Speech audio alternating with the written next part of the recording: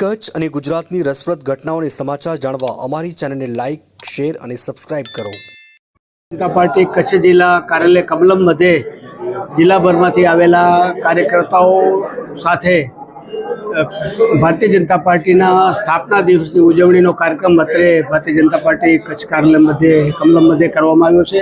भारतीय जनता पार्टीनी स्थापना ए भारतीय जनता पार्टीना सौ कार्यकर्ता माटे आनंद उत्सव अने तहेवारनो एक उत्सव होवाने कारणे અત્રે कार्यालय मध्य रंगोળી बहनों कार्यकर्ताओं द्वारा रंगोળી द्वारा कार्यालय ने सजाववामां आव्युं छे।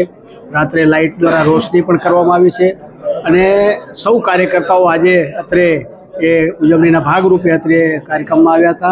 अमारा प्रदेशमांथी आवेला आगेवान अने भूतपूर्व केंद्रीय मंत्री माननीय श्री मोहनभाई कुंडारियाजी અત્રે एमना मार्गदर्शनमां एमनुं खूब एवुं प्रेरक मार्गदर्शन सौ कार्यकर्ताने मळ्युं छे। एमनी साथे अमारा धारासभ्यश्री अने पूर्व प्रमुख श्री केशुभाई, सौ जिल्लाना आगेवानो, होद्देदारो अने समग्र जिल्लामांथी सौ पधारेला कार्यकर्ताओ साथे अत्यारे ए स्थापना दिवसनी उजवणी करवामां आवी छे। आपना माध्यमथी कच्छनी समग्र जनताने हूँ भारतीय जनता पार्टीनी स्थापना दिवसनी खूब खूब शुभेच्छाओ आपું છું।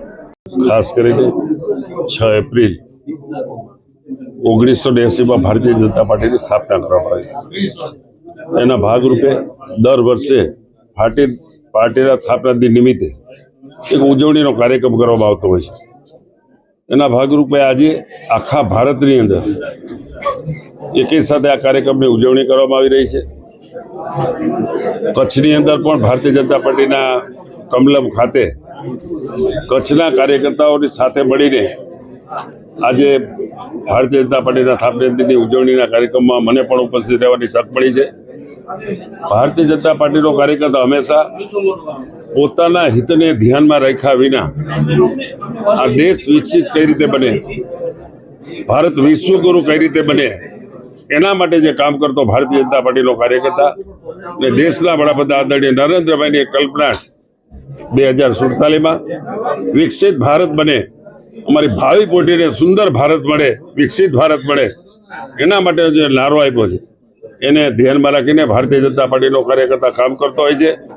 અને વિશ્વમાં મોટા મોટી ભારતીય જનતા પાર્ટી જ્યારે કામ કરી રહી ત્યારે કાર્યકર્તા પણ આ દેશને વિકસિત કરવા માટેના પ્રયત્ન કરે છે। એ બદલ કાર્યકર્તાને પણ અભિનંદન આપું છું। આજે પાર્ટીના સ્થાપના દિન નિમિત્તે પૂરા દેશના કાર્યકર્તાઓને શુભકામનાઓ પાઠવું છું। Thank you.